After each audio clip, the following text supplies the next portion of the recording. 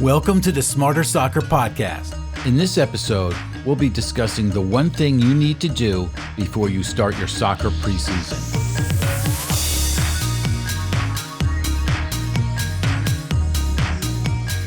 If there's one thing that smarter soccer players understand, it's that they should be in peak condition prior to arriving at their first preseason session.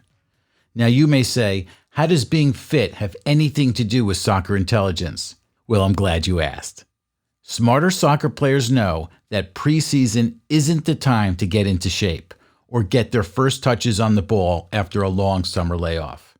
On the contrary, the preseason is where players get to impress their coach and secure a starting position.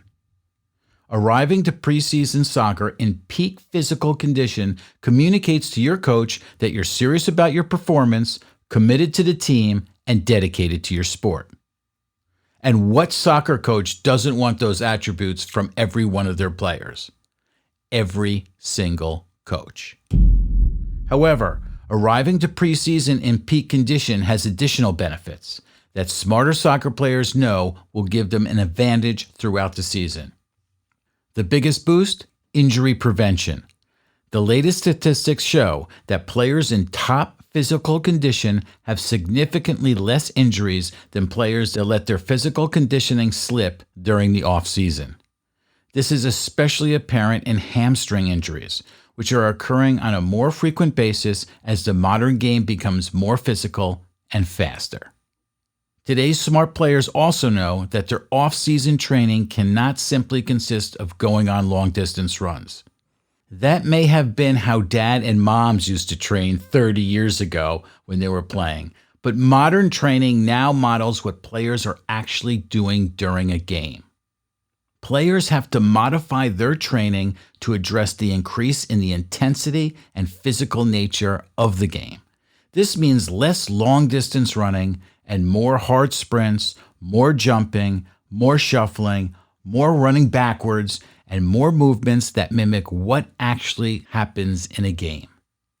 Sprinting is especially important, states Tom Joel, strength and conditioning coach and sports scientist at the English Premier League's Leicester City Football Club. According to recent statistics, there is 35% more sprinting in professional games now compared to only a decade ago.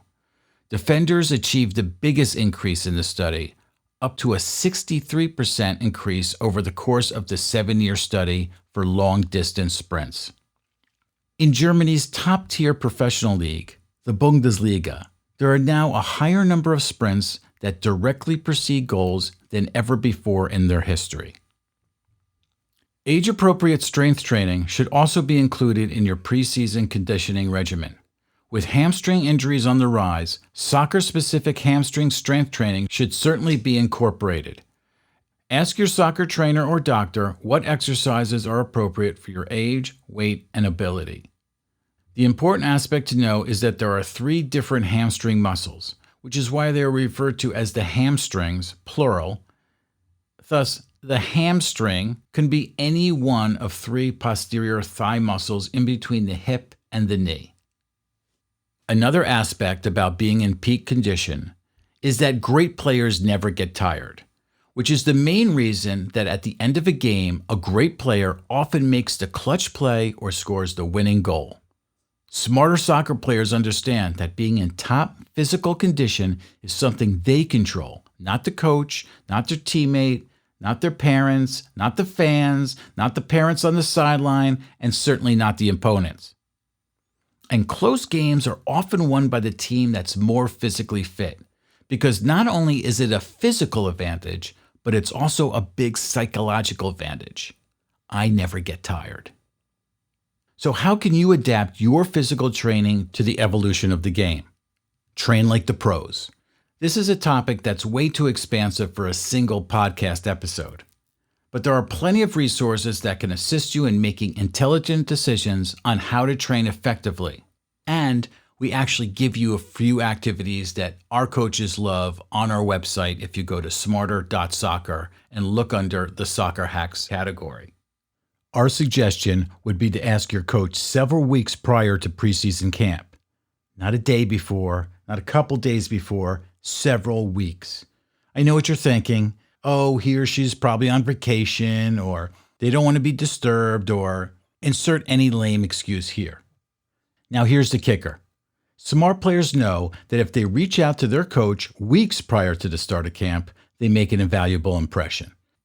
Especially when you show up to camp in phenomenal shape and make everyone else look slow, tired, and weak. It also demonstrates that you're coachable, serious about your performance, committed to the team, and dedicated to the sport. Now that's smart. That's all for this episode of Smarter Soccer. We'll see you next time. Thank you for listening to the Smarter Soccer podcast. To learn more about Smarter Soccer, please visit smarter.soccer.